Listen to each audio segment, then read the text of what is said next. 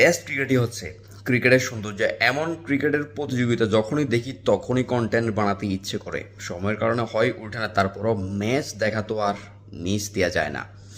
ভারত বনাম যে ইংল্যান্ডের তৃতীয় ম্যাচটি, দ্বিতীয় ম্যাচে ভারত জয় পেয়েছে এবং জয় পেয়ে সিরিজে এক সমতা এনেছে। তৃতীয় ম্যাচে এসে ইংল্যান্ড কিন্তু শুরু থেকেই সমানতালে খেলছিল, ভারতও সমানতালে খেলছিল। প্রথম ইনিংসে দুজনেরই রান সমান সংখ্যক ছিল। দ্বিতীয় ইনিংসে এসে তৃতীয় দিন এমন একটি সময় এসে গেছে তখন বোঝা যাচ্ছিল এই ম্যাচটি ভারতই সহজে জয় পাবে।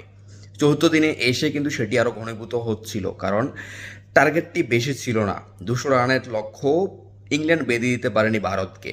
কিন্তু চতুর্থ দিনের শেষ ভাগে এসে সেই যে জল্পনা কল্পনা সেটিকে কিন্তু আবার ইংল্যান্ড বাস্তবে পরিণত করতে দেয়নি এবং শেষ পর্যন্ত সেটি হয়েছে।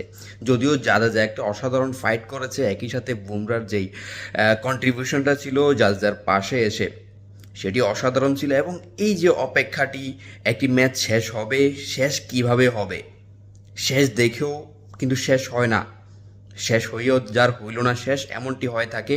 টেস্ট ক্রিকেটের সৌন্দর্য আসলে এমন, আর ক্রিকেটের সৌন্দর্য আসলে এই টেস্ট ধবধবে সাদা পোশাকের ক্রিকেটে, লাল বলের ক্রিকেটে যে সৌন্দর্যটি, এটি আসলে 5 দিন পর্যন্ত দেখতে হয়। এই 5 দিনই অপেক্ষা করতে হয় তখনই কিন্তু ক্রিকেটের মূল সৌন্দর্যটি সেটি আপনার নজরে আসবে।